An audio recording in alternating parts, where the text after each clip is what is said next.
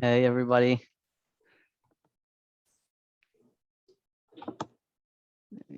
Hi, Rabbi Hanak. How are you? Hi, Felicia. Thank God. Well, good to see you. Wow. Wow. Thank you for joining.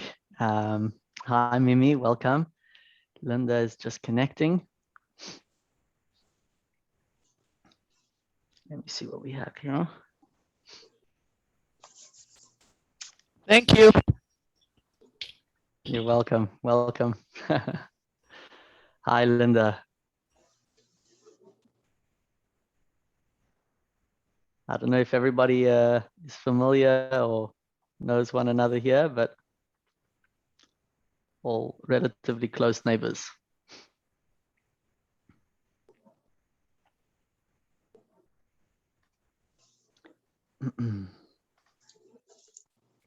How was your in-person class yesterday? Was great. It was very nice. It was good energy. Thank God. Good. It prepared me for this evening. I like to have the in-person first so that, we get to bounce off the energy there and we get to be a little bit more prepared for the crowd tonight. So it's a nice opportunity. Thank you for asking. How is Mishpacha? Thank God they're good. Everyone is good. Yeah. Okay. I'm actually at my mom's now, so just wow. helping her out. Wow. Okay, that's beautiful. Enjoy. Thank you. How's your family? How are the kids? They're doing good. Thank God. Hannah has a birthday coming up, or she had her birthday? So her actual birthday, don't tell anyone. Her actual birthday was this past Thursday, but we're doing something for everyone this Friday because this past Thursday was a little too much to get it on the day.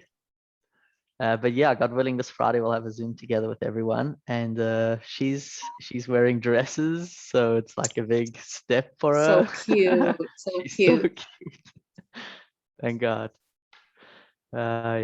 And Varley is actually crawling, just beginning now. So that's a new stage. Menachem Mendel is managing to He's take ready for care his of bar mitzvah everyone. practically. Absolutely. Yeah. It's good stuff. Thank God. Welcome, Ronnie. Thank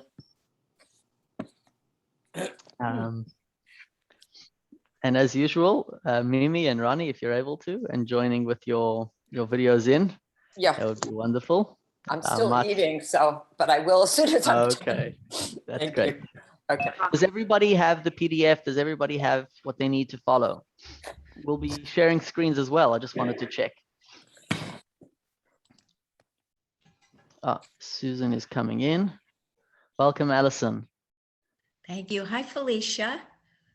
Allison, how are you? Very good, thank you. Welcome, Good. Susan. It's nice to see you. Hello. Welcome. Let's do gallery view here. Can all see each other. Okay, wow. Thank you everybody so far for being on time. We're gonna wait another 2 or 3 minutes just to give a chance as everybody gets in. And I don't know if you get to see, but there's a beautiful painting here. I don't know, it's a favorite of mine whenever I come visit this office. Beautiful colors. And the painting and the wall color behind you are very ethereal, very calming. Oh, that's nice. That's good to hear. That's Shannon. Hi, Susan. Hi, Felicia. Nice to see you. Nice to see you. Real serious. Shannon, welcome.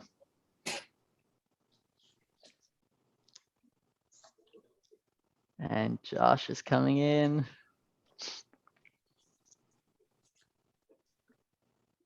So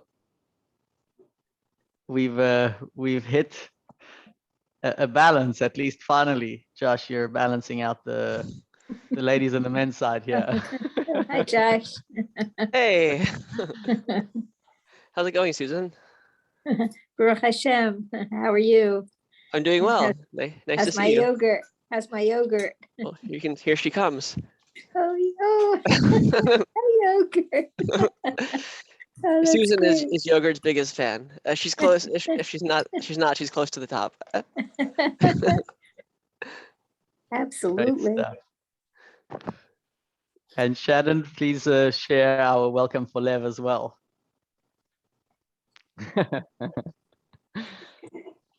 So we were doing meditation course. I figured we'll send some healthy snacks. I don't know if they all qualified as healthy snacks, but at least some of them did. And I think we have maybe just 2 others that we're waiting on. We'll give them a chance to join. And meditation.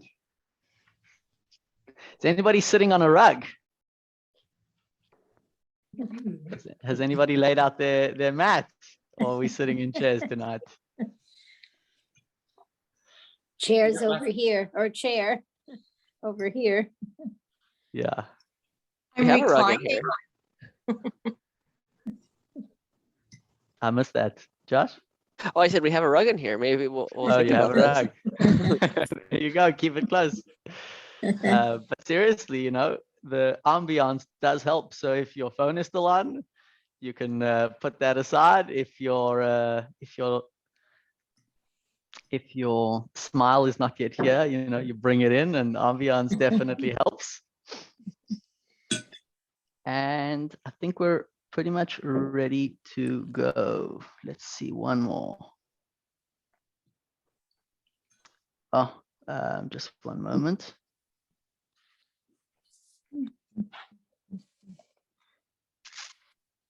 Oh, there we go.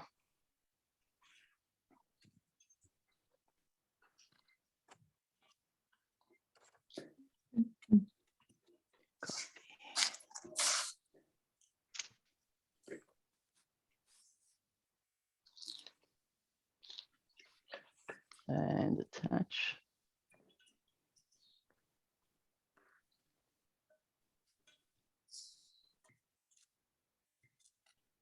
Just letting in one more person here.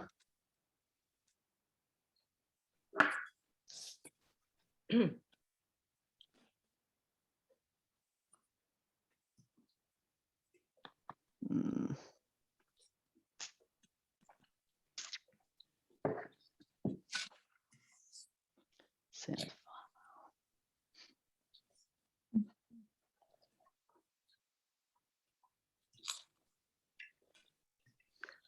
Okay.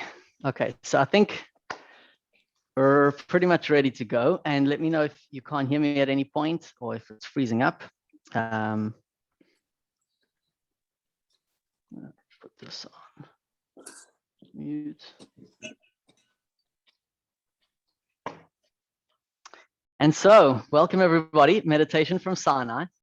We have a wonderful curriculum provided for us by the JLI, Jewish Learning Institute.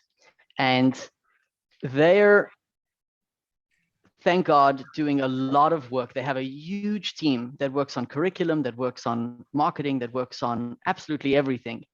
And the grateful acknowledgement at the beginning, I thought it's nice to mention, is to George and Pamela Raw. And obviously there are others that are involved as well on different scales. But really, all of that, all of the JLI is here only for us to come together tonight to be able to study together and grow together in our connection to each other, in our connection to Hashem, in a deeper, more personal, more meaningful way. So they've done a lot of work, all for us here tonight. So kol hakavod, we're making the most of it.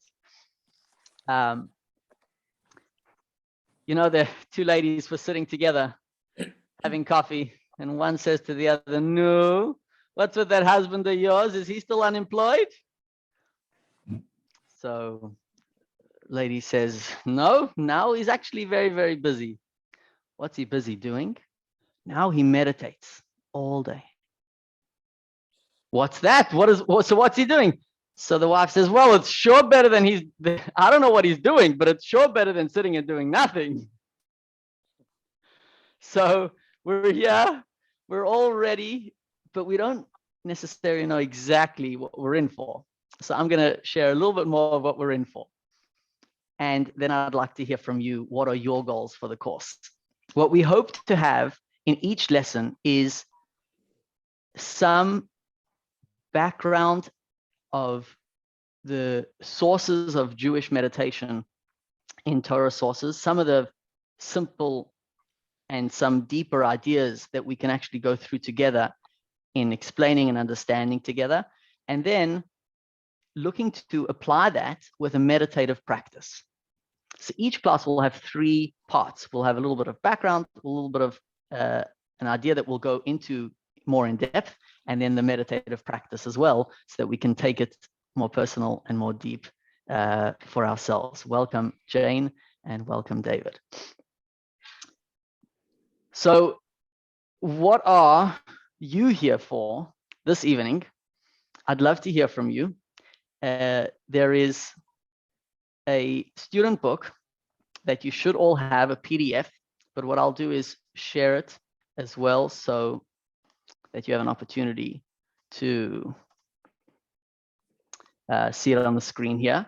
And I'd like for us to do a small exercise together, which will concretize, which will help us focus on what are we trying to accomplish with this course. So here's, let's make it a little bit smaller for everyone to be able to see.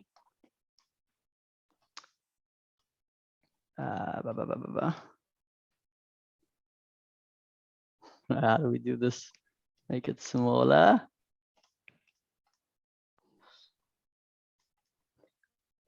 Okay, so course introduction. Term meditation has many meanings, and we're going to hope to define it together. But exercise 1.1, please take your pen if you have, and record 3 things you hope to gain through the study of this course. I'll give you a moment to do that.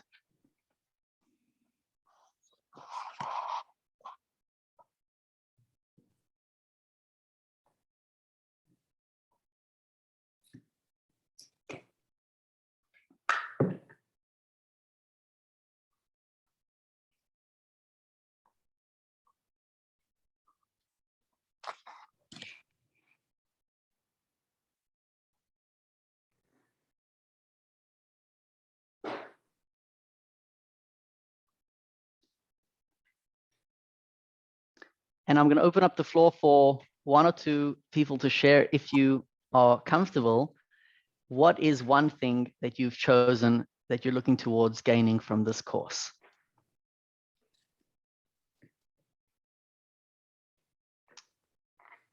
Josh, if you're ready, if you're available, can you share something of what you hope to gain? Sure. Well, the first one, I'll just say 2 of them. First one is kind of obvious. So insight into Jewish meditation. A second one is diverse perspectives within the Jewish spectrum on meditation. Excellent. Hopefully we'll get there. Anybody else looking to share and kind of focus us? What are we looking to gain in a personal way? I'll share 2. Go ahead. One, also insights into Jewish meditative practices, but I've also been a little bothered, irked, confused by the number of Jews I've met over the years who resort to Eastern meditative practices because they don't realize that Judaism has a deep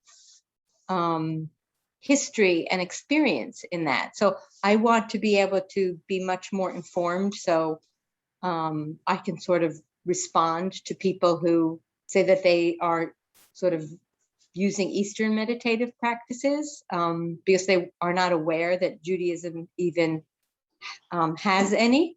Excellent. And That's a just the strong other one was just find ways that maybe I can also enhance my tefillot. Beautiful. Beautiful. Thank you for sharing that.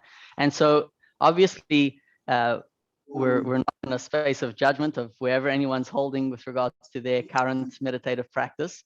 And it's actually obvious where we're all coming from, that pretty much Need all help, of mommy? that we know about meditation. And I'm just going to mute so that we have a clear background. It's pretty obvious that all that we know about meditation seems to and everyone's able to unmute themselves as well. So if you'd like to share something, please do so. A lot of what we know about meditation is connected to the Eastern religion or religions and cultures. And like you said, it would be nice to be more informed about what is Jewish meditation. You know, I shared a joke with everyone, not with everyone, but with many, about the fellow Sheldon, who was the famous guru whose Jewish mother went all the way to Nepal to go and fetch him. And she had 8 words to say to this guru. And she said, Sheldon, it's your mother. Come home. Enough already. So very much what we know about meditation is related to the Eastern religions. And so we're going to definitely have to dig and better understand what is Jewish meditation. Before we go there, what is the definition of meditation? How would you define meditation? What word would you use to define meditation? And I'm going to invite you, if you notice at the bottom of your page, there is a little box that looks like a little text box opening where you can say something. It says chat. If you click on that chat, you should have a little window that opens up and on the side and allows you to type in your answer. And I'm going to invite everyone to use that. Thank you, Ronnie. Breathe. Thank you, Shannon. Connection. When you think of meditation, you think of quiet. Thank you. Okay, Josh, awareness. So becoming very still, I'm hearing on the one side. What is meditation? What is the image of meditation? Stillness. On the other hand, mindfulness or focus or awareness. So I don't know if everyone sees the chat is on the side. You could also adjust the feature, and this will do in this lesson and maybe in further lessons in case everyone needs a time to get used to it. But you could adjust who you want to send the message to. And if you'd like to share it just with myself, you may, or you could share it with everyone. And so what is the definition of meditation? Kind of 2 themes going on here. On the one hand, the image that comes to mind for many is that pose, that relaxed pose, sitting calmly in stillness, in quiet. And very often you'll hear that meditation is about clearing the mind.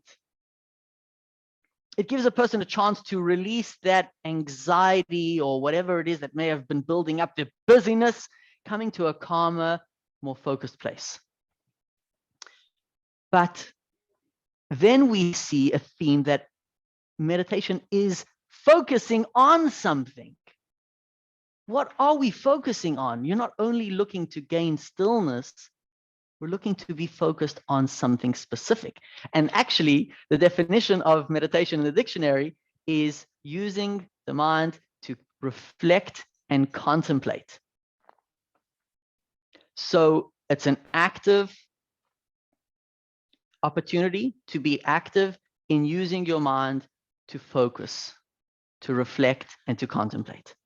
So it's not only about clearing and getting to a place of nothing, so to speak. It's actually about zoning in and focusing on something. And so what are we going to talk about? We'd like to talk about what it is that you have. You have the control, you have the power to focus. And what could you accomplish with that focus? You could accomplish a lot with your mind.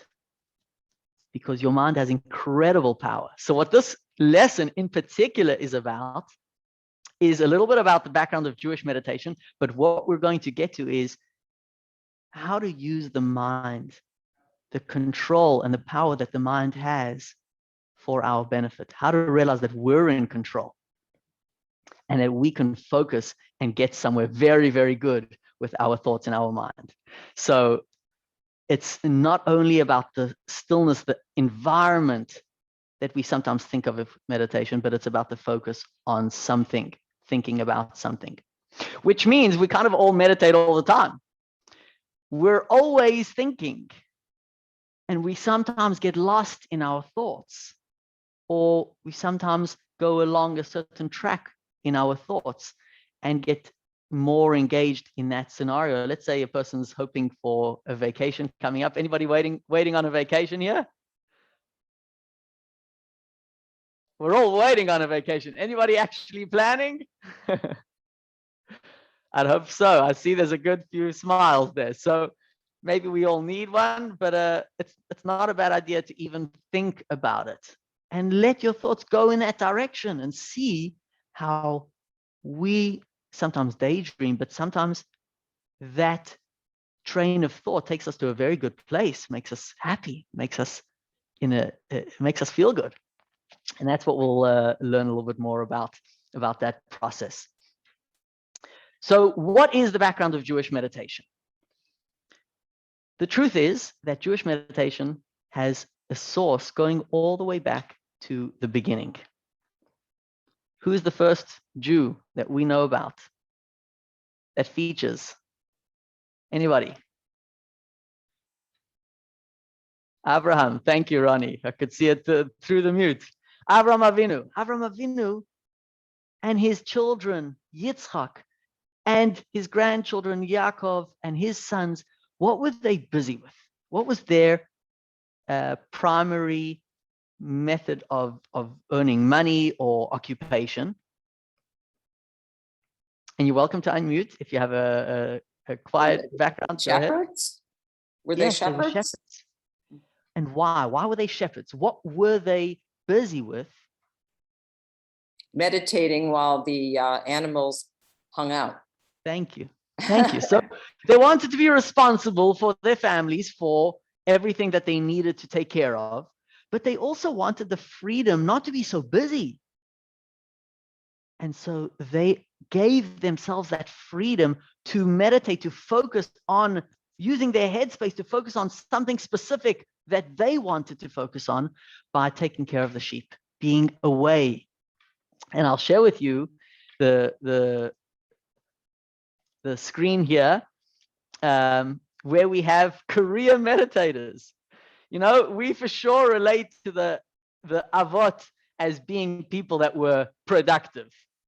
And what were they so productive with? They were deepening their connection, their understanding and relationship with Hashem. That's what they were busy with. How did they accomplish that? Through meditation. So here we have, you can actually zoom in on your end as well if you'd like. Tam ha'avos shahayu roim. This is from interesting source, not so common that we have. The reason that the patriarchs chose to be shepherds was so that they could be alone in the wilderness, where the air is clean and pure, and they would be far from other people. But that's all the environment. That's the environment of stillness. But what was that environment giving them a chance to do? To meditate for the sake of secluding themselves in divine meditation. They wanted to grow in their relationship with Hashem. Think about it. Avraham had no one and no system of Judaism to just walk into and kind of go on autopilot. You know, sometimes the Jewish community, what's the Jewish community? What does it mean for you to be part of the Jewish community?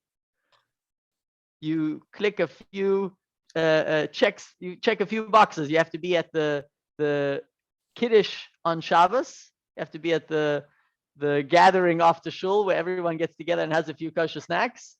You have to participate if you can in communal activities, in a bar mitzvah, in a A Jewish community can keep you busy, but Avram Avinu had no Jewish community. So this is what he was busy with. And he was very focused on growing in his connection with Hashem. So that's one source. Going back even further than the Eastern religions have it recorded, we have a record of Avram Avinu's career of meditating. So this is really a very Jewish practice. Then, where in our practice, in our current day-to-day activity of being a Jew, where do we incorporate the idea of meditation?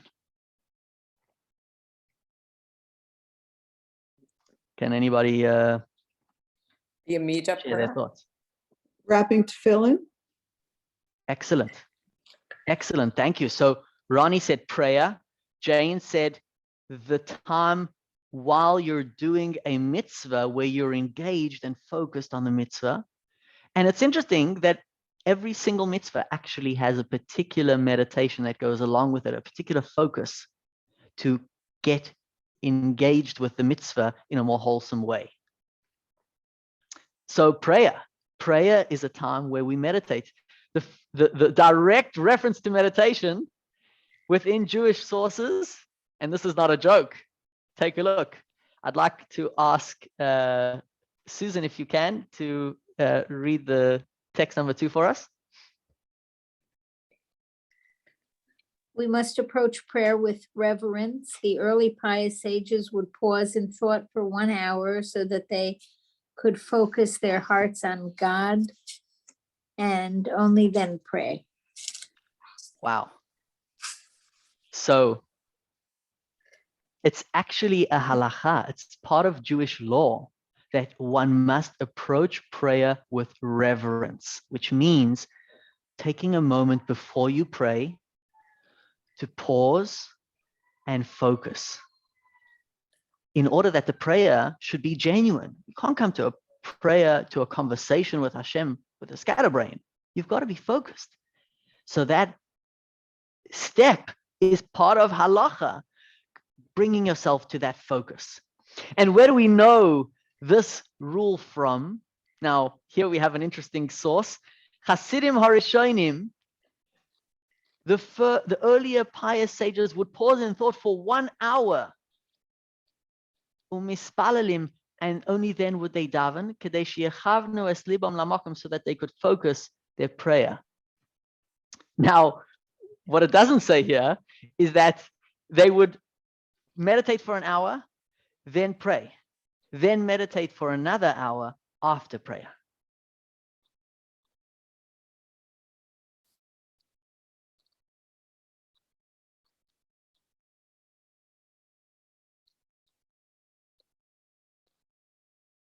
They would meditate again. How long do you think they gave for this for the afternoon prayer? 5 minutes? Doesn't say in the source there. Go ahead, Svi. Possibly, maybe 20 minutes, give or take. Okay, well, it's a good idea. They meditated for again 1 hour before mincha, and then they would pray for 1 hour, and they would meditate for another hour after mincha. And then comes ma'ariv, comes the evening prayer. They would meditate for 1 hour, pray for 1 hour, and again meditate for an additional hour. How many is that? How many hours do we have so far? I think that was 3 in meditation alone. Right? Thank you. Well, 3 hours for each prayer. That's 9 hours in total. So the Talmud says, 1 second. What about living? When did they work? When did they study? These are good people. It's nice to meditate, but what about everything else? So first of all, the reason that they're called Hasidim Harishonim, the term Hasid in Mishnah is used to describe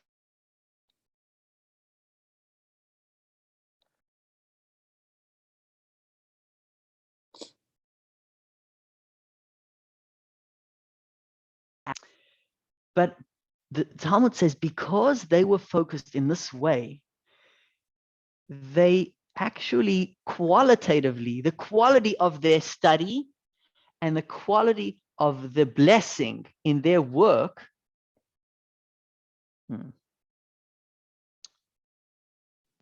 Maybe it Right. was just me. I'm not sure what your I video was. see.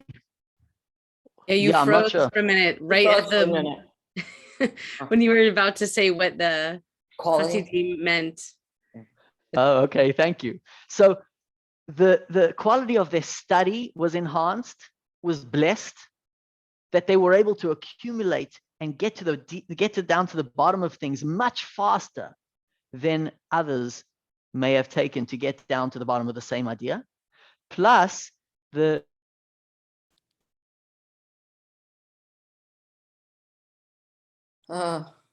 courses and the payments much, much quicker.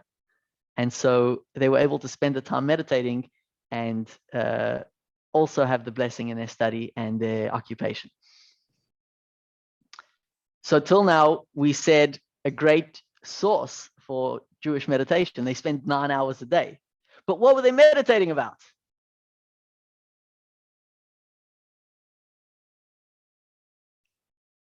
Oh, okay. See, the point didn't come through. Let's go to the next point. What were they meditating about?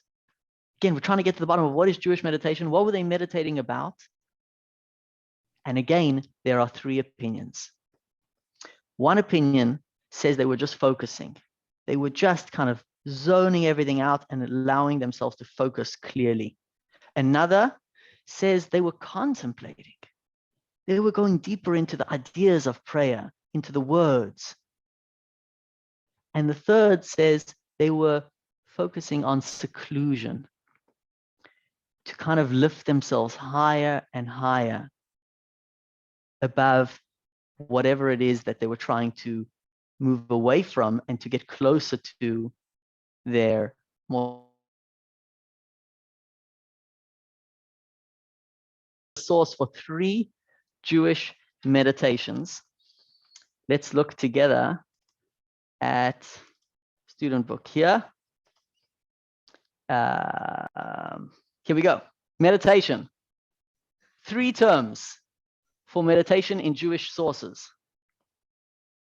I'd love to know if anybody is familiar with these 3 words and terms. Hitbodedut, which means seclusion, and in practice, it's a transcendence meditation.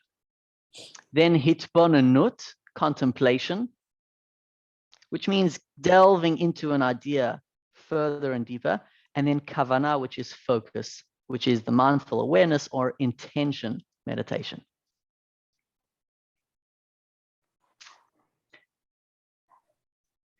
I don't know if these seem similar or very different. They're kind of used interchangeably. So sometimes you'll have a reference to meditation, it will use hitbodedut. Sometimes it will use the other word, hitbonenut. Sometimes it will use kavanah, where it may be sharing a meaning with different types of meditation, but ultimately it comes down to the 3 different types. We're gonna spend a little bit more time with the bottom 2. And we'll actually understand a little bit better why in the following lesson, in lesson 2. So I know if anybody's familiar with breast love, what comes to mind when you think of breast love? Dancing. Dancing, thank you.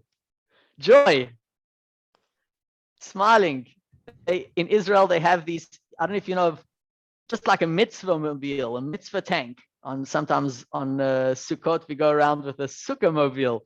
So the Breslov Hasidim, at least a certain group within the Breslov Hasidim, very much focus on this, just focusing on joy. And they actually want to act it out and dance and bring others in. They'll stop in the middle of the van and make a circle so that everyone who is around them will experience that joy with them, or at least join them in the circle as well.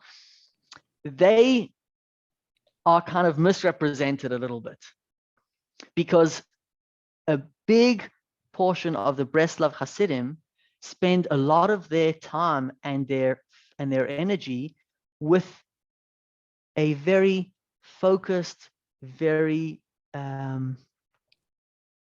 a very deep engagement with meditation and with study, and so it kind of makes you think, oh, all they're doing all day is dancing and jumping around. That's not true. They have a very strong tradition of hitbodedut, seclusion meditation, where they'll go out into an open area where they're on their own and they'll just talk to Hashem. And they'll talk in such a way that's not the usual method of conversation. They'll talk with their full feeling. And so that's something that the Breslov Hasidim are focused on more than the usual.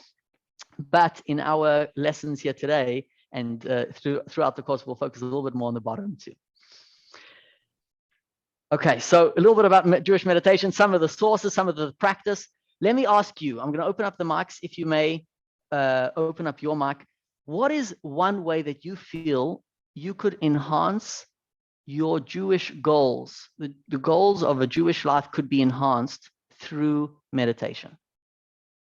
Could you think of a good example of how the Jewish way of life could be enhanced through meditation? I'd love to hear some.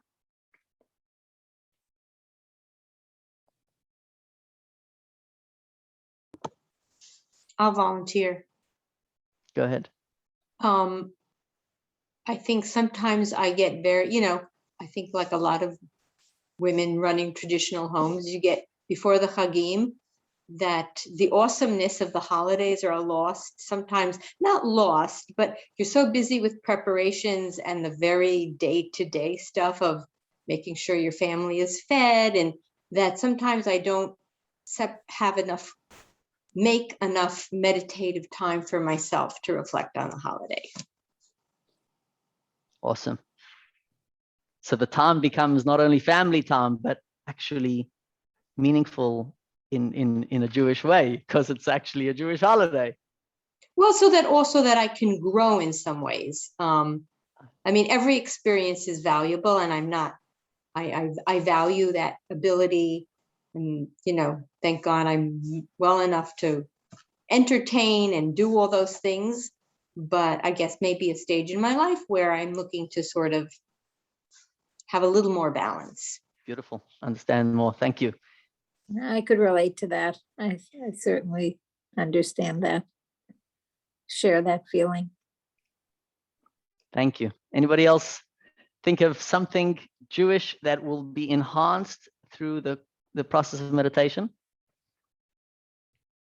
I believe maybe utilizing a piece of the Parsha or as a form of meditation, and to expand on that, possibly using commentary of the Parsha of the week.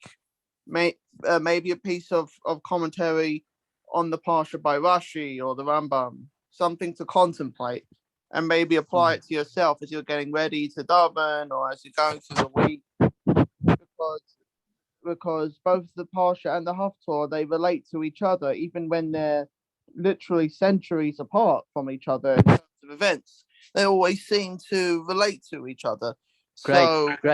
So I'll pause you there. utilizing- So the way of enhancing your Jewish experience, you said two things. You said going into the commentary and kind of going deeper, not just reading the text, trying to understand it further, and then applying it in a personal way. Steps that you were referring to. Okay, great. Thank you.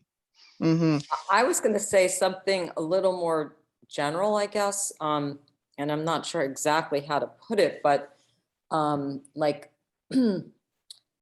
finding more time to make connection, to feel like you're talking to Hashem in a way that might be received. Of course, we don't know what that really means, or at least I don't, but to feel like a closeness to Hashem, I guess is how I would put it. And I think it is expressed in what Felicity said about, like understanding the connection when we have special holidays or we're doing something, like fasting on Yom Kippur, I always feel like, well, if I'm doing all this, it takes a lot of effort. I'd like to feel like I can connect somehow, by either learning something through it or, feeling some sort of connection, which sometimes happens and sometimes doesn't. But my guess is that maybe through a meditative practice, we can tune in more than we normally do. Great. And that's what we hope to get through this course, is actually have some meditations that we could use on a regular basis in different areas of our lives in order to engage. And I think the rabbi's drasha doesn't quite sense there. Oh, yeah, I'm sorry. Did we pause there? Yeah. Okay, so I was saying the rabbi's drasha, the rabbi's speech is not going to cut it to make it more kind of engaging for everyone for the most part. So a good schluff is never a bad thing. By the way, meditation is nice, but sleeping could get you very, very far. You should just try it. It goes a long way. So everyone gets a nap. The rabbi speaks. Everyone's refreshed. It's wonderful. But like you said, actually trying a meditation in the course of davening is very much seldom used, and I think we could use it more. And I'll take a cue, and God willing, maybe this coming holidays we'll incorporate it and make sure we make it a part of it. Okay, so we're going to jump now into the next section. We've done a little bit of the background. What's super cool about this particular lesson and this course in general is that what we're going to come out understanding is a little bit of the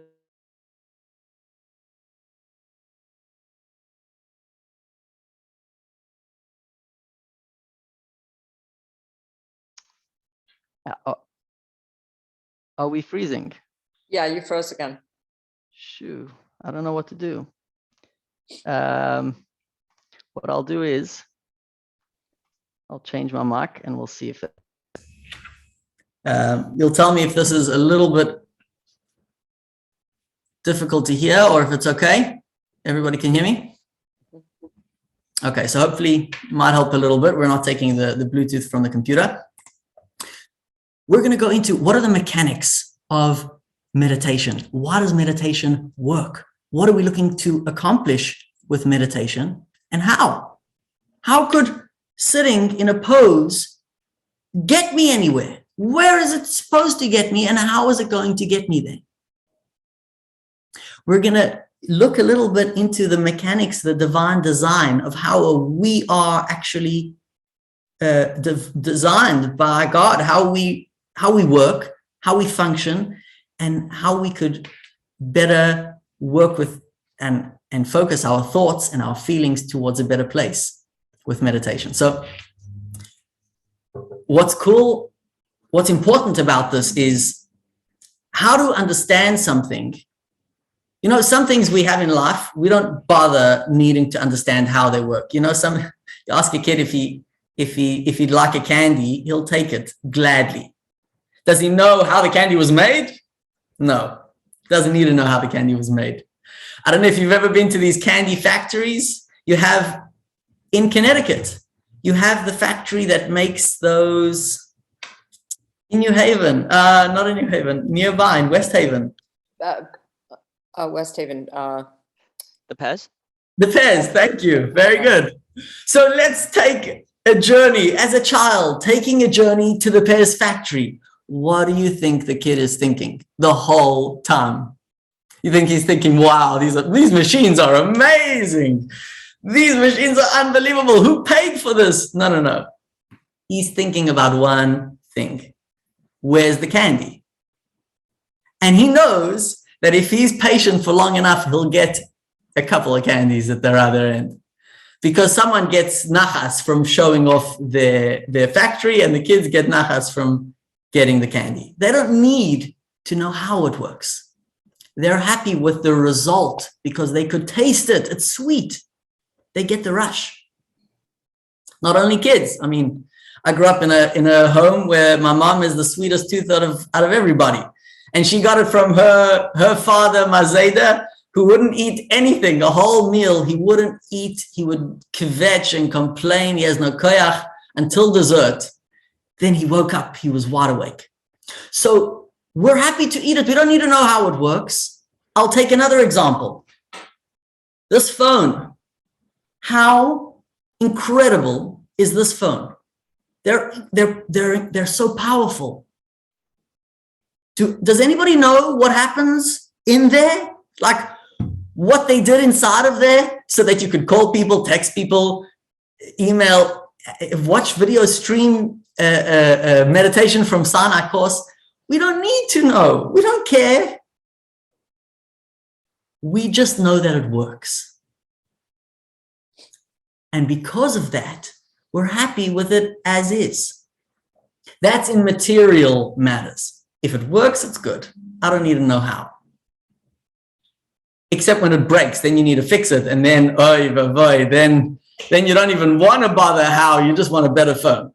So when it comes to spiritual things, it's very different because we don't necessarily see the results like we do with the sweetness of a candy. We don't see the sweetness of a positive thought so tangibly. We don't see the sweetness of a positive experience as tangibly, especially a more spiritual experience. It's not so tangible. It's not so clear. We don't have that rush when you do something good, a mitzvah or study Torah together. You don't have that rush. So in order to be convinced about why I should engage with this, or what am I looking to accomplish with this, we have to understand how it works. And then we could be convinced that, oh, okay, I could do this because I know how it works and where I'm looking to get to. So when we come to a course about meditation, it's hard to define the results in such a tangible way. But what we could do tonight is go into the mechanics. How does it work? And realize, wait, this is something I could do. And now I could see how the results are going to come based on that. Does that make sense? I'll give you one more anecdote, a very cute anecdote that I may have shared before. You had a bunch of farmers and they were living in their rural town. They were doing their thing, their horses and their wagons. Everything was wonderful. This is going back a long time. And then one day they hear a report. They hear of a new invention, a train. The train was invented and was now being brought to their part of the world. And there was going to be a train coming through by the city nearby them. And so they're very excited. There's a train coming. They don't know what it is. I mean, they heard about a train. They heard that it moves quickly, it transports, but they just got kind of the overflow of feeling coming from the big city nearby. And they, on the day of the train's arrival, make their trip to town and they're seeing all the fanfare. They see the station platform is set up and the train rolls in and everyone is loving it. They have champagne and people are just, cheering. But the group of farmers are very curious. They're not sitting still. They're making rounds around the train. They're all walking around the train once, twice, again. They're looking up at the bottom, at the top. They're looking, they're trying to figure out something. What are they trying to figure out? They call a meeting. They call a meeting with all their leaders of their rural farming town. And the meeting is about trying to understand. A train would need horses to move, right? There's got to be a horse somewhere there. It can't be moving without a horse. So they were looking, where could the horse be? On top of the train, front, back. It's got to be somewhere. And in their meeting, they concluded there must be invisible horses pulling this train. That was their conclusion. So because this was something new to them, they didn't relate to how it works. They just resorted to what they do know. But honestly, in the end of the day, the train was still a bit abstract for them. They didn't relate to it because they couldn't figure out how. So when you figure out how, you have a much better chance of enjoying and appreciating something. And that's what we're going to do tonight. What are we going to do? We're going to talk about the design of how we work inside. And we're going to focus on the process of thought and emotion, thinking and feeling, and how we think and feel. We'll start with how we think and feel with negative occurrences. I'm going to ask everybody to take a moment and to consider, have you had a negative experience, a negative thought about something in the past 48 hours? Mhm. I see some big smiles, and then okay, so only some people have had a negative thought in the past 48 hours. Can we be clear here? Okay, I think we're pretty much a consensus. We got a few more smiles. We have negative thoughts. Somebody cuts you off. You're thinking, oh my gosh, seriously? You had to cut me off? Where are you going?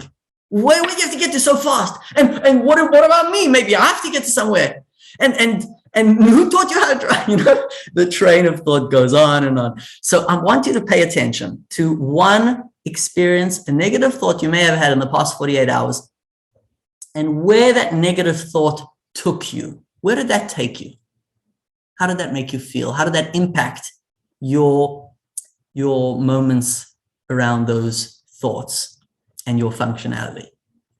Take a moment, and I'm going to share the screen, but you have it in your student book. It's student book page number 7, exercise 1.3. Record a negative experience you've had in the past month, and then describe the personal impact that resulted from the negative feelings this experience created.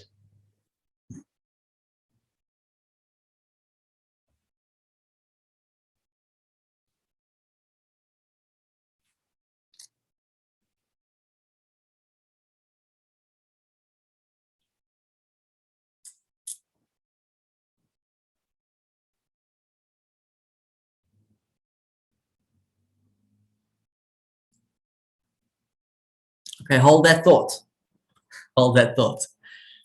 What could you do to change how you feel about this occurrence, this individual that may have hurt you, that may have said something inappropriate to you or done something inappropriate, or something that you may have done that you feel bad about?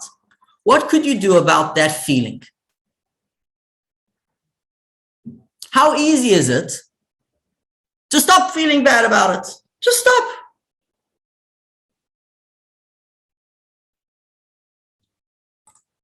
Let's put up hands. Is it easy to stop feeling bad about something? No. Let's go a step deeper. How easy is it to change your reaction to someone who cuts you off? Let's say this may happen again. So first of all, the first step is stopping feeling bad about the fellow who cut me off now. I want to get to a better place right now. But I'm going to go a step deeper. How easy is it to change how you feel for the future, that you shouldn't even be bothered when a person cuts you off? It's easy. Would you say so? So you can foresee a time where you'll totally be unperturbed by someone who literally cuts in front of you and shoves you aside. Let's say it's in the line on the way to get gas, or let's say it's in the line in the supermarket. Someone cuts in front of you. I don't know. I think changing how we would feel about that would be very, very difficult. We're built to be competitive, and when someone shows their cards like that, we're not going to take it lightly. But so from there, it's very hard to not engage with any competition at all. But let's say right now, you're in your car, He cut you off. You're upset about it. But you don't want to arrive at your meeting, or let's say you don't want to arrive at home to your children or to your spouse upset. So the thoughts are running through your mind. There was that train of thought, and you felt a certain way, and it's impacting your anxiety right now, but you don't want to come home with that. So you want to be able to stop that and walk into the home calm. Can that be done? Mhm. Excellent. Wow, that's great. You can stop your emotions, even when they're very intense and prevalent. Okay, that's a nice opinion. I think we found sometimes that people have a hard time holding their emotions in check. But people say, my emotions got the better of me. But we know that from a source in Torah, from a mitzvah in the Torah, we know that it's actually very possible to be done in the most intense circumstance. And I'll share with you the example that we have here. Take a look at student book page 8 or on the screen, Conquering Fear. And if we can hear from somebody we haven't heard from yet, Jane, would you read for us text number 3? Sure. As you approach the battle, the Kohen shall come near and speak to the people. He shall say to them, "Hear, Israel, today you are approaching the battle against your enemies. Do not be discouraged. Do not be afraid. Do not be alarmed or terrified because of them." Thank you. So where is this being said? This is not being said back at home. You know, the rabbi giving a speech in shul. Guys, when you get there, don't be afraid. Well, that's easy to say. This is being said on the battlefield.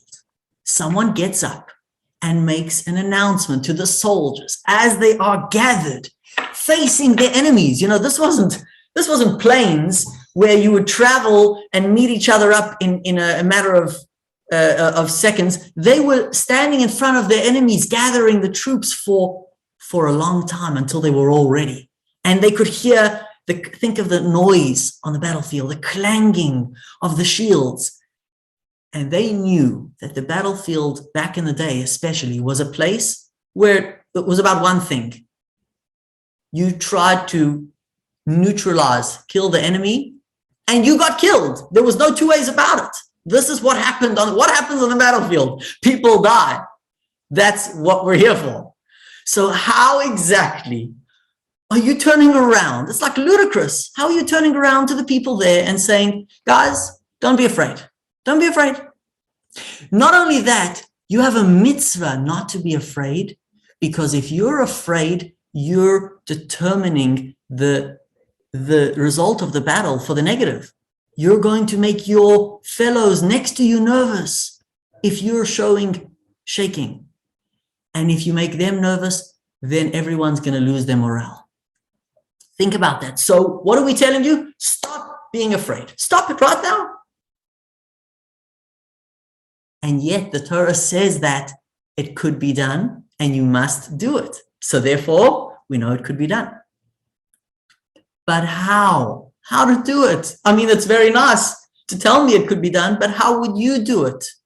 If you wanted to walk into your home after a long day, how would you stop that negative feeling?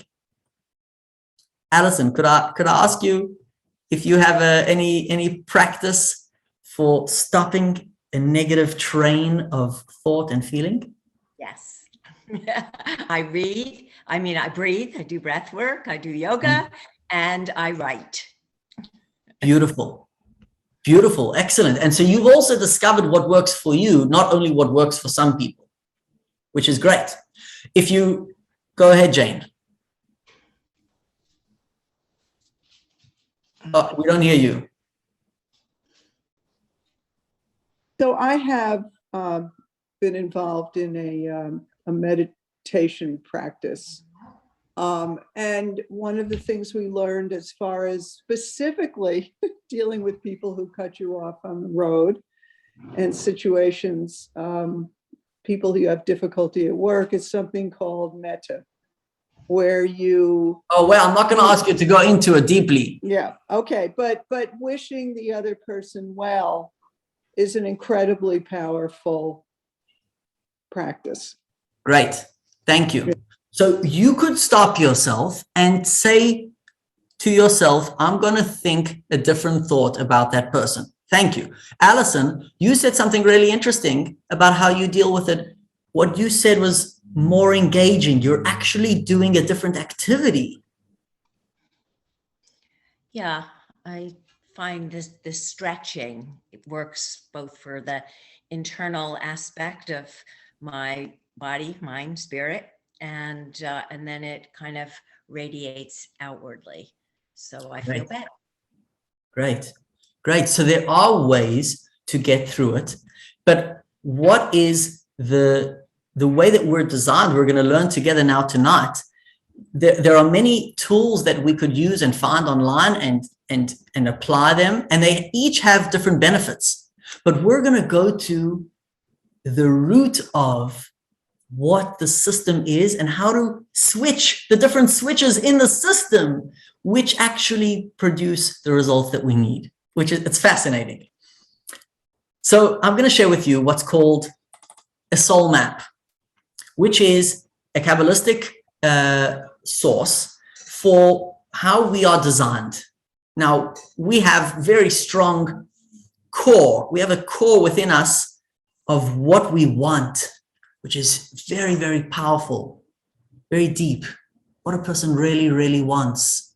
And sometimes we don't know so clearly what we want, but we discover it in interesting times. We discover a very deep pull to certain things, and that's very deep inside, a deep subconscious. Then we have within ourselves, we have the makeup of our personality. What is your personality? If you would do a personality test online, what they would look to discover is, how do you think? Not how do you think. What is your knowledge basis, and what are your opinions? How were you raised? What sort of values were you raised with? What is your opinion about things, and also how you feel? How we think and how we feel makes up our personality. If you look here, you have the three on top. Oh my goodness. Just one moment. I'm borrowing an office today, and so it's a little bit new for me here. Oh, Rabbi? Yes, just one moment. Sure.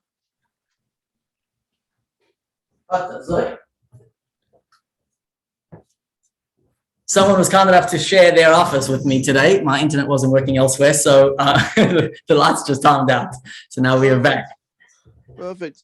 Rabbi, I sent you a message already on Zoom, but I'm just letting you know now in case you don't see it.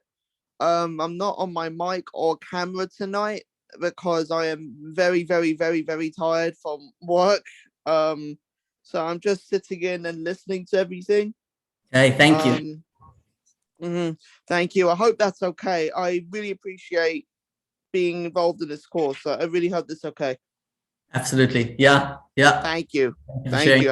I'm really loving it already. I'm sorry I came in a bit late. My Uber came in just a little bit late. So no worries. Okay. Thank you. Right, so it's good to know. If anyone's not yet focused, then Zvi is telling us we've got to focus. Thank you. We're ready to roll. Here's the three on the top. Take a look at three on the top. Wisdom, understanding, and knowledge. Chachma, Bina, and Da'at.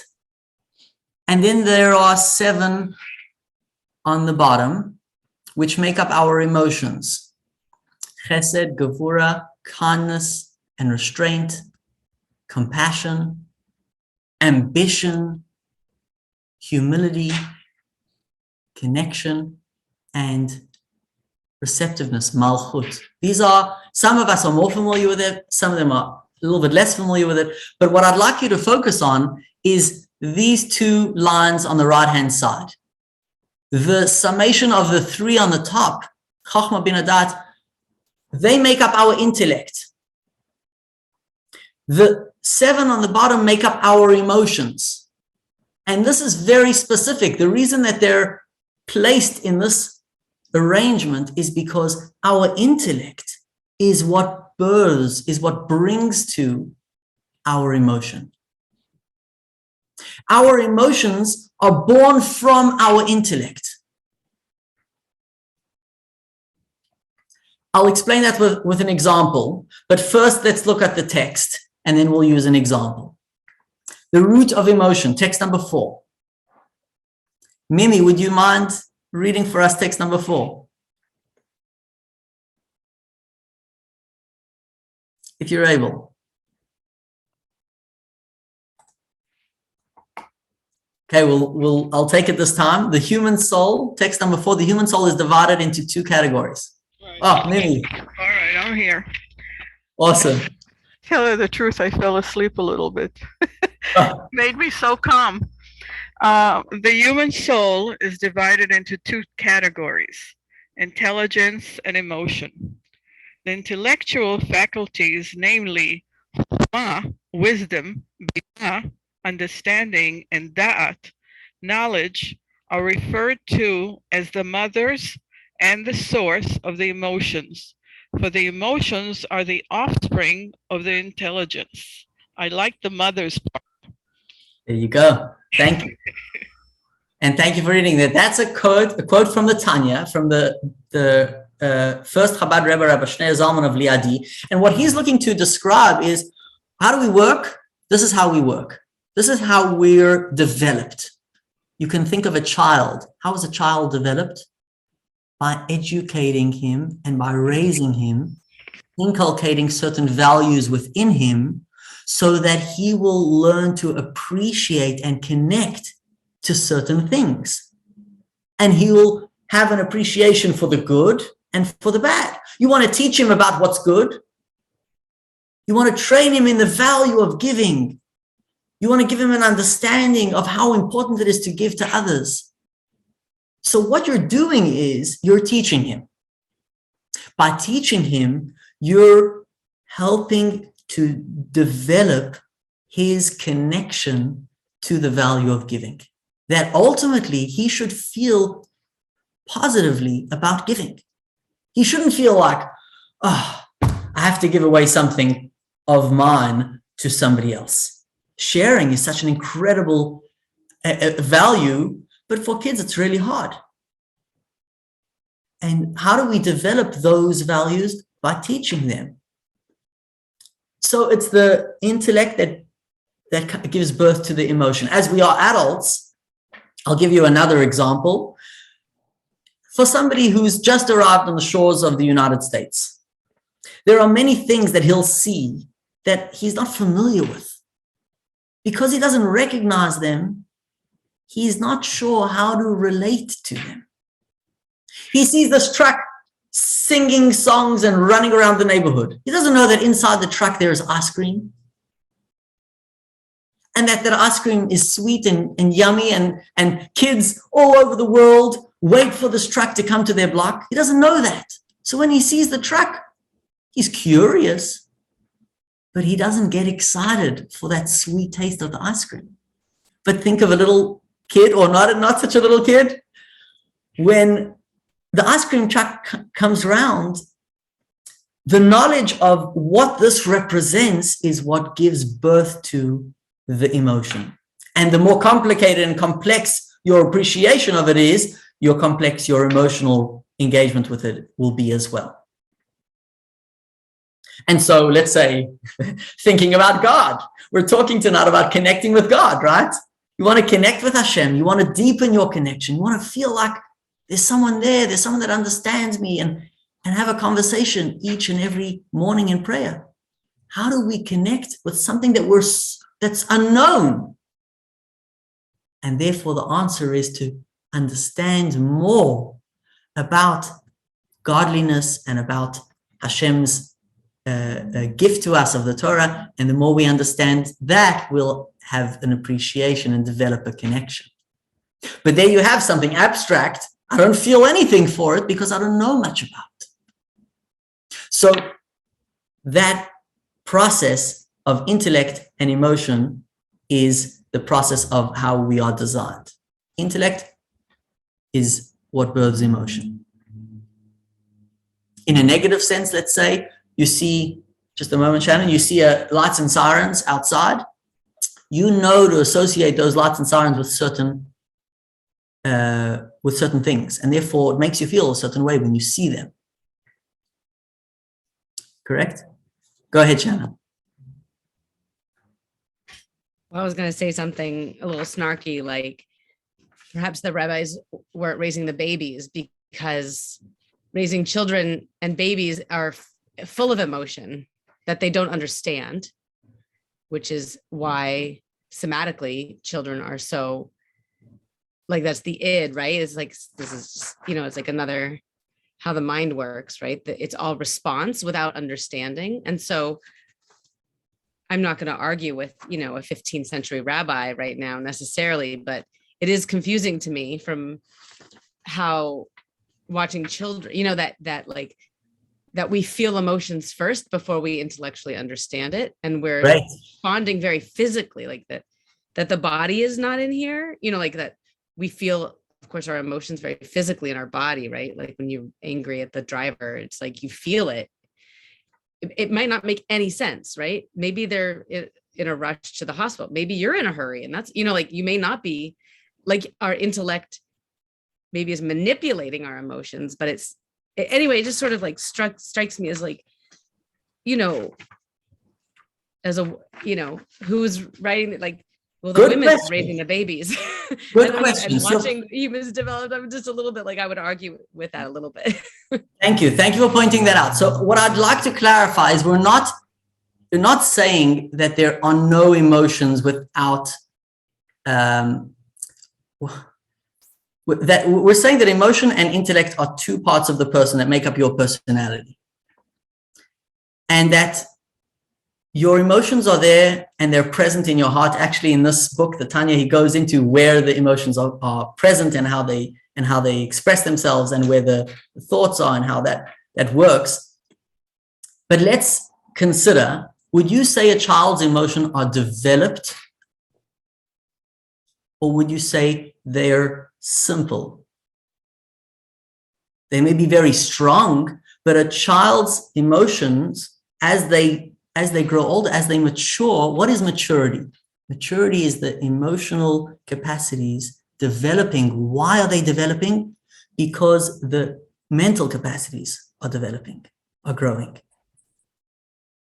And so it's not that we don't have emotion, but because the mental capacity is smaller, it's the emotions are simpler, are more just simple and intense.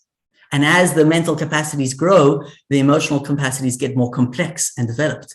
And that's why teenagers sometimes just withdraw within themselves. They're not going to talk to you.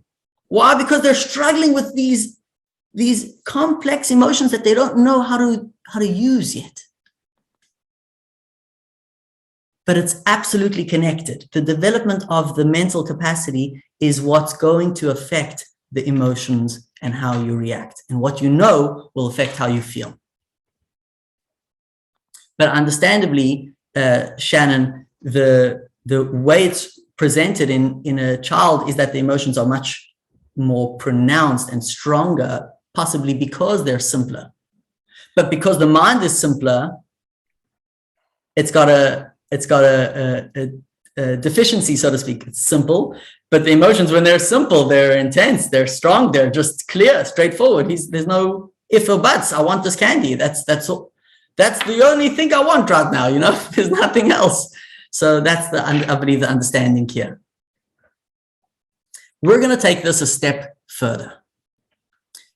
It's nice to say that emotion depends on intellect and that it's born from intellect, but there's a third party that plays a role.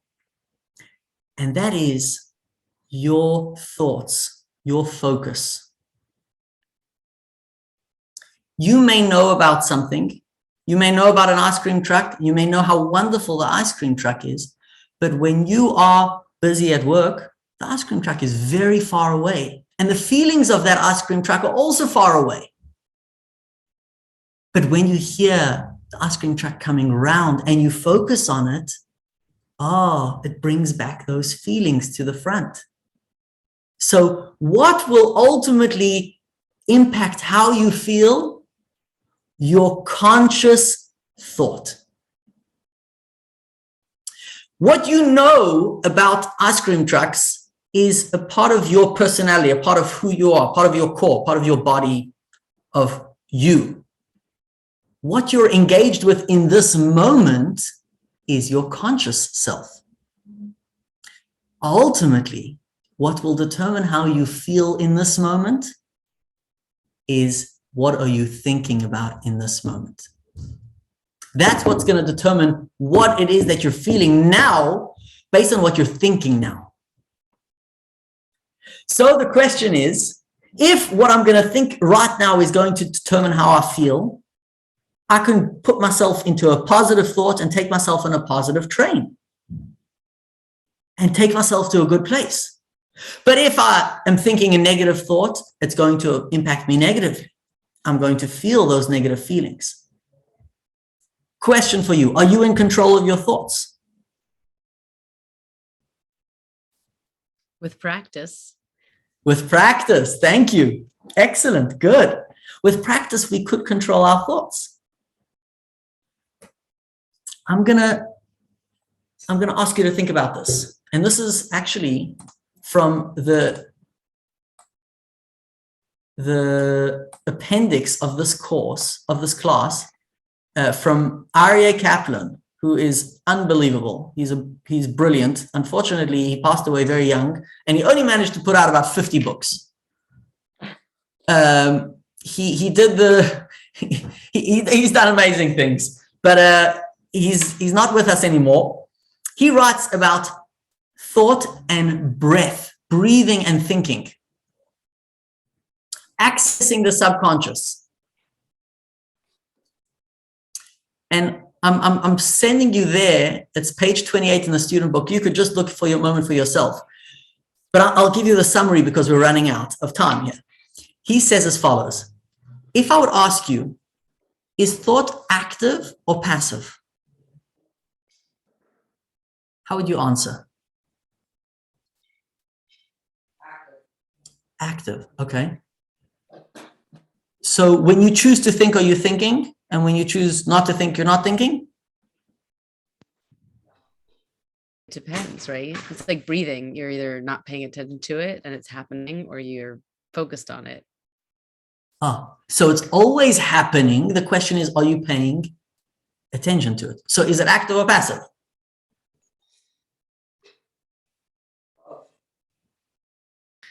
Okay.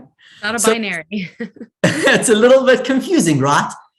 Honestly, some people believe that they're the victim of their thoughts. I have this negative thought that keeps on coming up in my mind. I feel like I'm just victim to it, and I don't have any control over it. Why? Because it just keeps on popping up.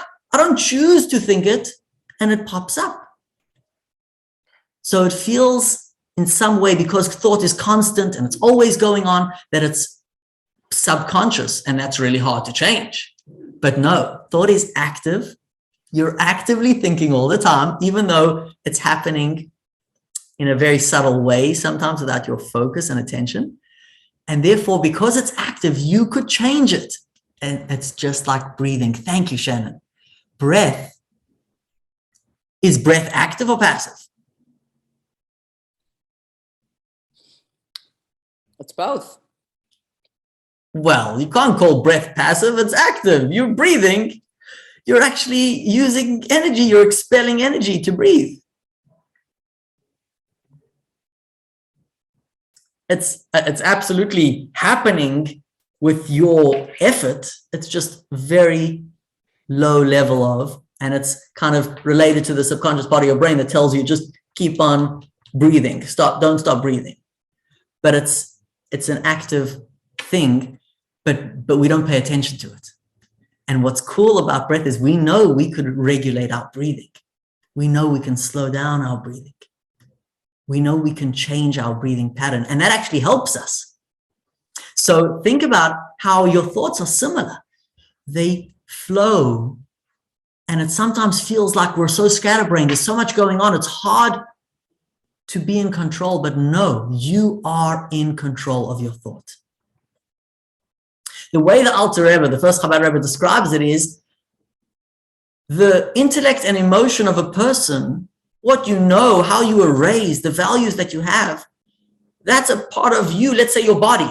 You can't change your body, but you could wear different clothes. Your thoughts, your speech, your actions are your garments.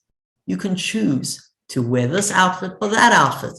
You can wear a velvety evening outfit, or you could wear a summery, light, colorful outfit, and you'll feel different based on those different outfits, because you're able to actually change your garments easily, and your garments impact you in how you feel.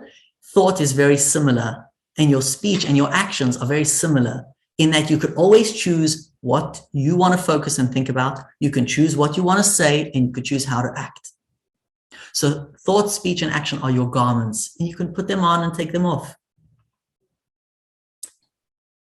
So that's what we're going to focus on tonight. Your thought, your focus. What you're focusing on right now is going to determine how you feel.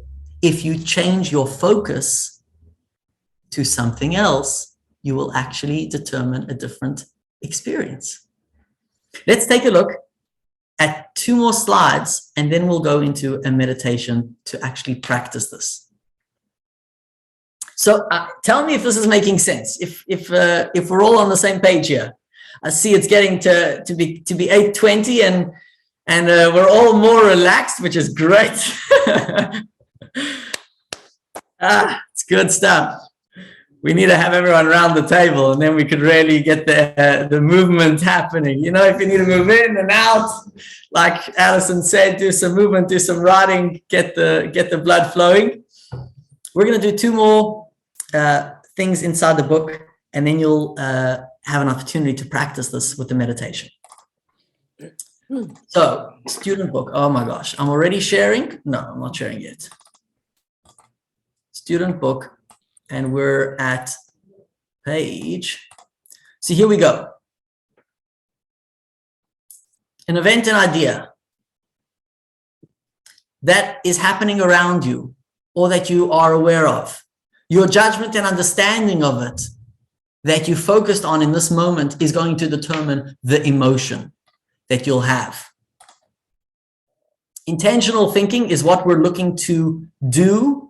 There is a term, moyach shalit al halev, the mind is actually in control of what goes on in the body to an incredible degree. You, by your nature, you don't have to work on this. Somebody said practice. Could you be in control? Yes, with practice. But everyone has this capacity naturally. It's not like some people have it and some people don't. Everyone has it naturally. So what do you do? What do you do when you're stuck with a negative thought process that keeps on coming up? So I'll tell you a little bit about the background for this text. There was a rabbi named Rabbi Menachem Mendel Schneerson, who was the 3rd Rebbe in the leadership of the Chabad movement, who was incredible in his works, both in mystical works and both in halachic works, which was quite an impressive accomplishment to be so advanced in both areas. He was one of the poseks of his time. He was one of the great halachic codifiers. He would answer questions from all over Europe in his time. He's got a mechutin. His daughter, his son married somebody's daughter, and his mechutin, that is the father of the bride, complained that he was getting older. And as he's getting older, he feels like he has less he has less strength. He's not in a positive space, and he prays to God that God should help him deal with this and get over this. And his letter is sent to this Reb Menachem Mendel, and Reb Menachem Mendel responds and he says, don't rely on prayer. What are you praying to God? That he should help you? You could help yourself. How? By distracting yourself with another thought. You distract yourself with another thought, you're going to be in a more positive space. I'm going to read a small section. Even if we are emotionally afraid, we are able to divorce our thought, speech, and action from that emotion. The essential thing is not to contemplate or discuss the fear at all, but to do the perfect opposite. To disengage from that thought process and go to something else. 2 challenges to distracting oneself. Now, it's very easy to distract yourself, right? I mean, we get distracted all the time. Must be easy to get distracted. But there's 2 challenges when it comes to a negative thought process. And this is very common when we're on our own and we just get into a rut. We keep on thinking the same kind of determining thoughts about ourselves and our position. It could be very hard for a person to distract themselves completely to get to a better space. Why is it so difficult? Because you can't stop thinking and you can't fight with the thought. You have to actually push it with both hands away and move to something else. It's like you're having a conversation with somebody who's maybe a little bit kvetchy on the phone and they're drawing energy from you on this phone call and you're upset about it. And you kind of want to make them think better and you're like, come on, why are you thinking that way? Think this way. And you're engaging with it, but it's not going to get any better by engaging with it. You have to literally change the subject to something else if you want to make this phone call go anywhere.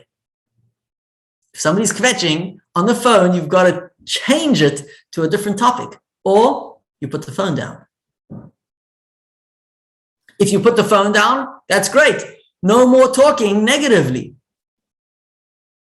But I'm going to challenge you to consider a scenario where you've had a very difficult phone call. Sometimes we have difficult phone calls.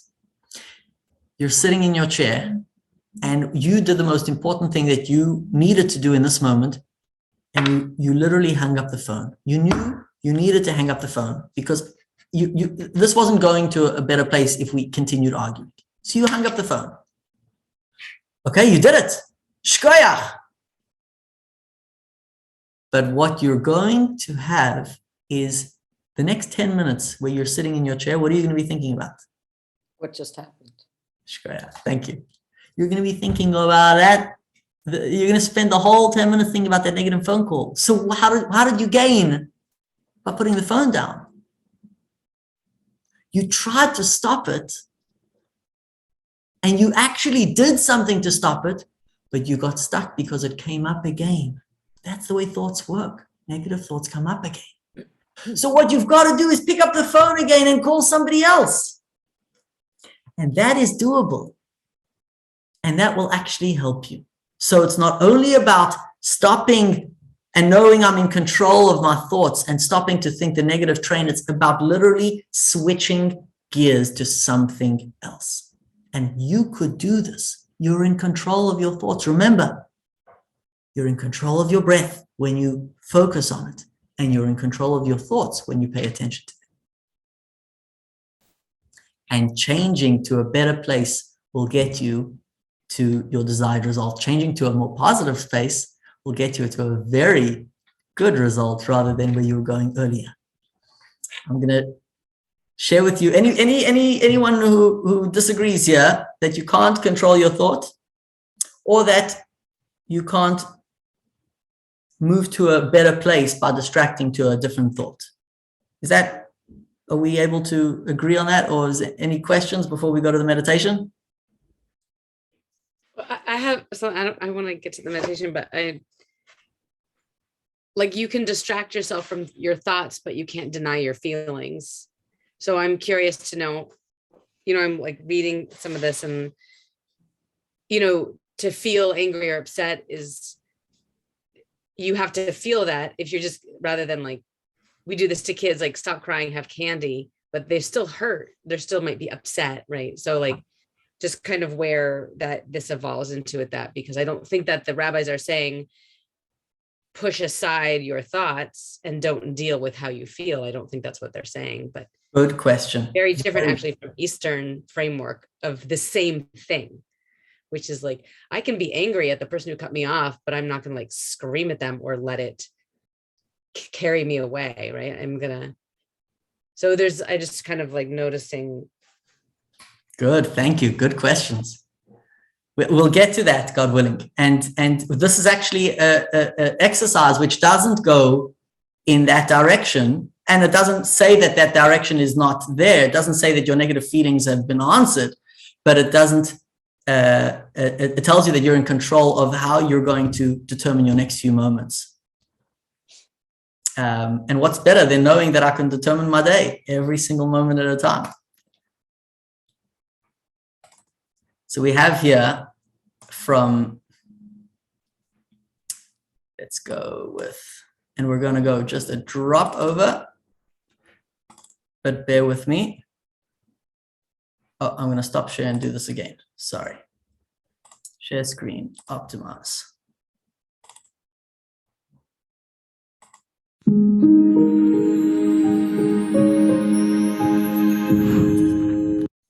Oh, sorry.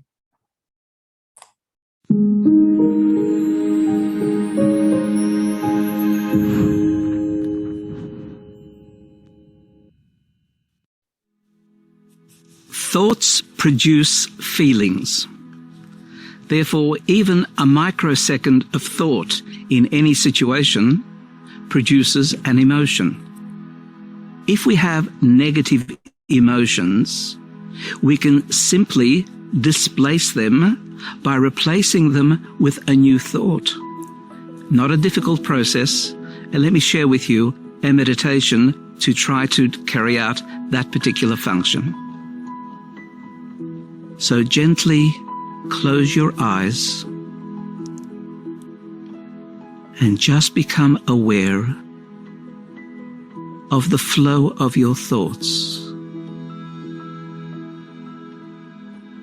What thoughts are flowing through onto the screen of your consciousness?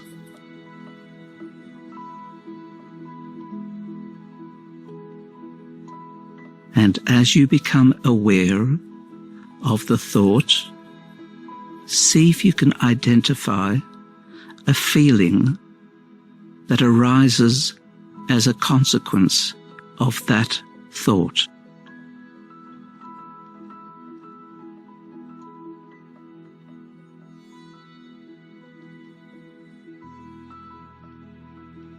I would like you to take yourself back to a moment, to a time when you might have been embarrassed, a situation of personal embarrassment. Try to locate that particular incident, refreshing it in your mind.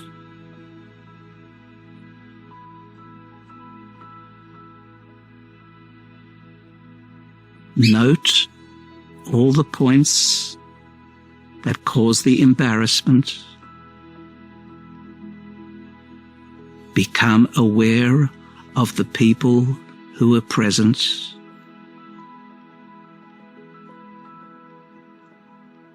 And become acutely aware of your feelings of embarrassment at that time.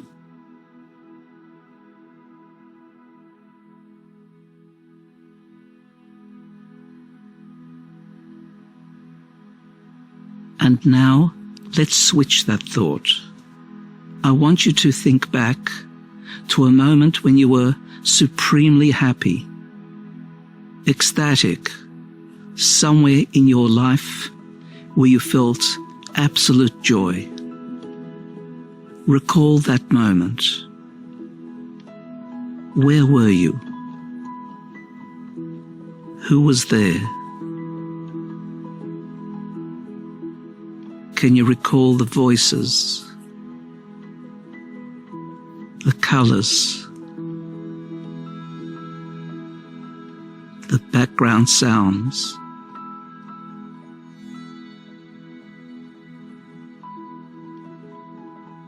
And now consider, where did that image of embarrassment of a few moments ago disappear?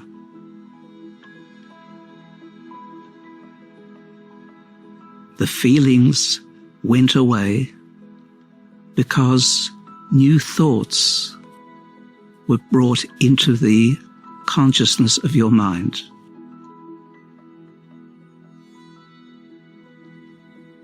Let's try that again. Now think back to a time where you hurt yourself physically, maybe injured yourself, sprained an ankle.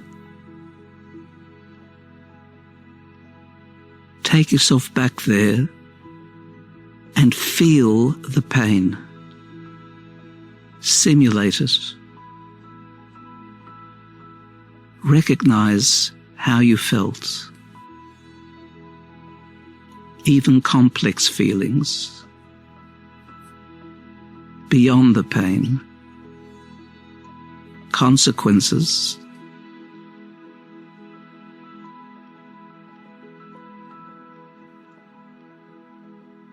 And now turn your mind to a birthday party in your honor that you may have experienced as a child, as an adult.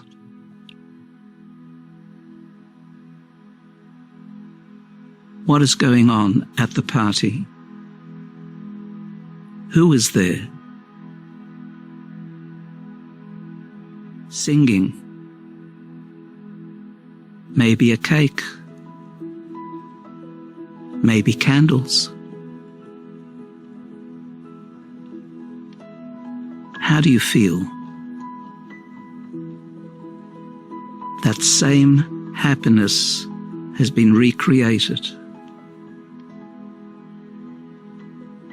What happened to that feeling of hurt and pain of a few moments ago when you hurt yourself back then? You changed your thoughts, and therefore your feelings changed. Let's learn an important lesson. Moach shalit al halev. The mind determines the outcomes of the emotions. Change your mind, and you change your feelings. When feeling down, depressed, change your thoughts. And in so doing, your whole emotional makeup transforms in the same moment.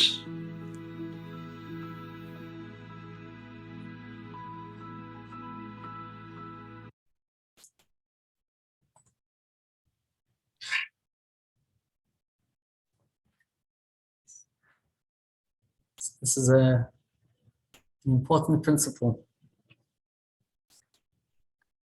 Waking up in the morning and thinking, oh, it's cold outside. And then remembering you have a really good thing planned for that day. And you went from kvetching about the cold to, it's going to be an amazing day because something is awesome that's planned. It's intense. Our feelings are intense, but we could literally move from one place to another when we choose to. And so willpower, choice, that's where it all goes down to. You've got to be interested in making it better, but you can. And that's what we learned today. That's what we learned today, because you know now what are the switches, which switches on the switchboard make the determining result. And now that you know which are the switches and that you're in control of those switches, maybe a meditation for home could be to meditate about a switchboard and see the switches and see, I'm kidding. Knowing that you're in control, and it's literally going to make a difference if you change how you think. And I'm going to wrap it up now. Thank you for obliging, and we're going a little bit over time. I apologize for that, and God willing, we will hope to keep it within the 8:30 ending time in the coming weeks. I'm going to share just the wrap up so we can see what we've gone through today. There's a section of the class that we didn't get to, which was about positive thought and how powerful that is. You are what you think, and going through a positive thought process. Here's the key points of what we discussed today. If you take it in for a moment, take your focus here to wrap it up so that we can know what we accomplished here. Meditation is an authentic Jewish practice that played a large role in Jewish life. We have control over our feelings and have the capacity to overcome negative feelings and experiences. 3, we have the ability to be in control of our thoughts in this moment, and we can choose what we think about at any given moment. Number 4, our thinking feeds our emotions. By getting rid of negative thoughts, we cut off negative feelings. 5, meditating on positive thoughts develops a positive mindset and positive emotions. And what we didn't really get to is number 6, the positive meditation actually impacts the world around us and elicits a positive response from God, which shapes reality for the good. A little bit like the book, The Secret. I don't know if everyone's familiar with that book. What are we looking forward to next week? Next week, a little bit about our connection spiritually. Spirituality. How are we connected spiritually? How to better get a grasp of that connection, that spiritual connection, even though it feels intangible. And we'll go a little bit into the contemplative meditational practice. So that's hisbonenut, to get a little bit more into a contemplative place. But this lesson today was about kavanah, focus, knowing that you're here in the moment, and you choose. Make it a good one. Make it a good evening. And thank you all for joining and for sharing your time, for sharing your questions and your words. It's such an honor to be here with everybody. Thank you, Thank you. Rabbi. Thank you very much. Thank you. Night, everyone. Good Josh, night, everybody. Night. Felicia, thank you all for coming on time as well. Looking forward to next week. Thank you, Alison. Thank you, Mimi. Thank you, Susan. Thank you, Tzvi. Good night. Good to hear from everybody. Have a good night. Good night.